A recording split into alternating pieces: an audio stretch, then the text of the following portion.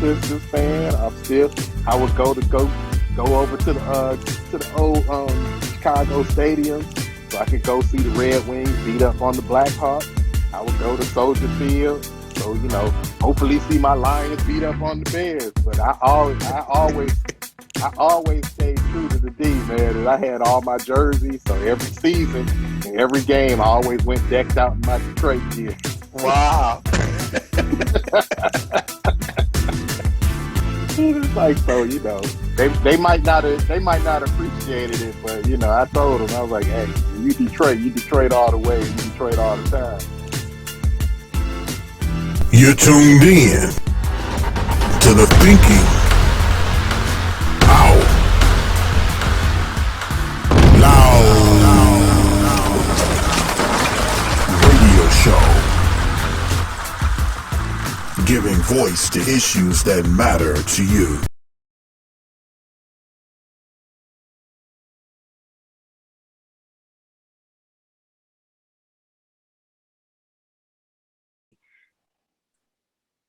So welcome to the Thinking Out Loud radio and TV show. We truly appreciate you being with us on this week's edition of the podcast.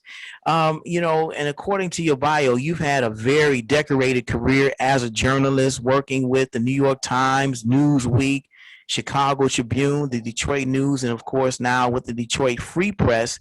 I want to find out from you, what inspired you to become a journalist? Just a natural curiosity, to be honest, Michael. My mother used to tell me, she said, you're either going to be a preacher or a lawyer because you always ask 50 questions. And, the main question for me was always why? Why did you do? Why do I have to do this? Why do I have to do that? And, how does this work? And why does this work this way? And why does it work that way? So This was an opportunity for me to be able to get paid to ask those why questions and actually be able to not only explain it to myself, but be able to share it with other people. Right. Okay. And so again, you've had a decorated career with the New York Times, Newsweek, the Detroit News, the Chicago Tribune. What was it like, working in some of the, some of these, what we would consider to be institutions, because the New York Times and Newsweek and Chicago Tribune and of course the Detroit News and Detroit Free Press are read by millions and millions of people. So what was it like working in those newsrooms, and and what were some of the kinds of things that you did as a journalist? Oh man, most of my career I've spent as a reporter. And it's funny because oftentimes in journalism, and when you're in school to go to journalism, they tell you, oh, okay, you're gonna go to school, you'll probably start out, at a little paper somewhere, and then you kind of move up, and then one day maybe you land in the big time somewhere, and my career has actually gone, I've been blessed that I actually started at the top. Wow. Coming at, I was a Rosa Parks scholar when I graduated high school. And so that scholarship included 4 consecutive summer internships at the Detroit News. So that's how I kind of broke in, again, as a copy boy. That's what the title was back then in '86. And basically it was just a glorified gopher. I'm sorting mail, I'm going to pick up things, picking up pictures, and dropping off people's coffee and paper and that kind of thing. But it was a great introduction because actually from that vantage point, I got to see how the whole operation worked. I know who each and every person was, and it was just a whole interesting way to kind of get into the business because you're learning kind of behind the scenes, almost like a director, right? Instead of being the actor or something. But that afforded me an opportunity to get to the New York Times. And, I was there. That was an interesting experience.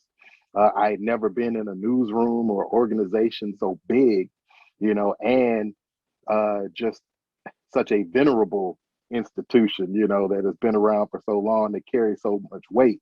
Right. It's interesting to kind of see how that operation worked.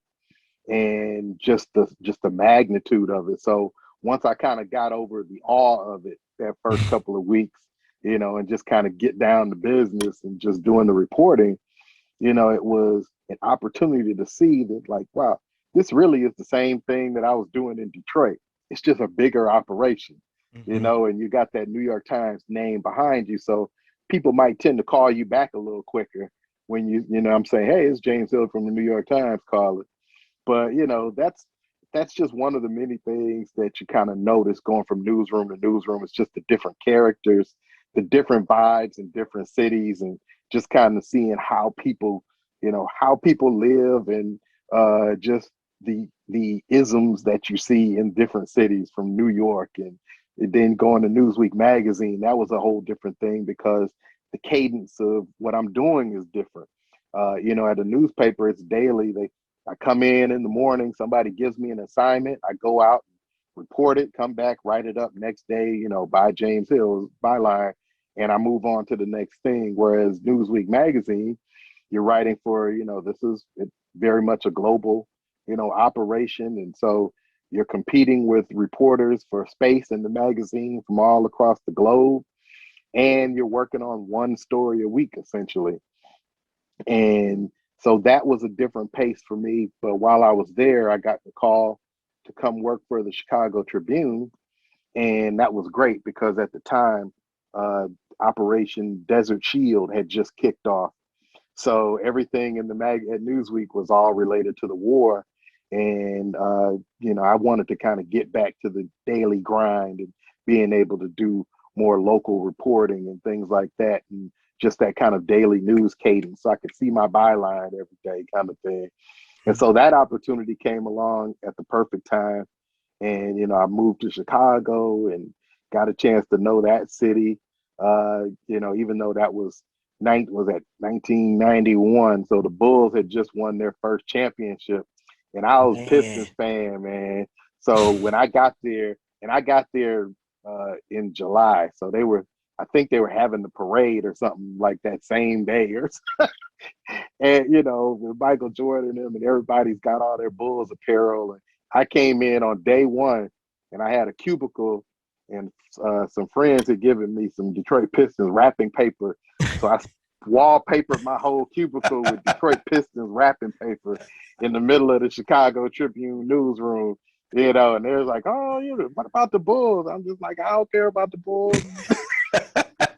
I'm like, I'm all about Detroit. I don't care about the Bulls. So, and over the years, they tried to convert me. It's like, oh, you're a Bulls fan now? And I'm like, no. I'm still a Pistons fan. I would go over to the old Chicago Stadium so I could go see the Red Wings beat up on the Blackhawks.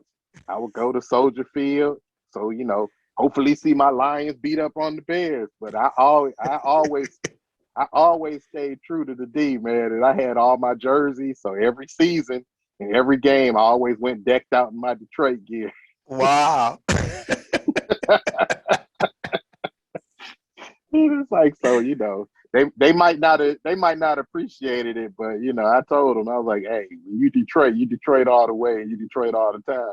Right. Enjoyed Absolutely. the video you just watched on Thinking Out Loud TV. Do us a favor, guys, and subscribe to the Thinking Out Loud TV YouTube channel. And when you do, hit that bell notification. That way, when a new video is uploaded, you'll be the first one to be notified. Like and comment on the videos that you've seen here on Thinking Out Loud TV, and we'll see you in the next video.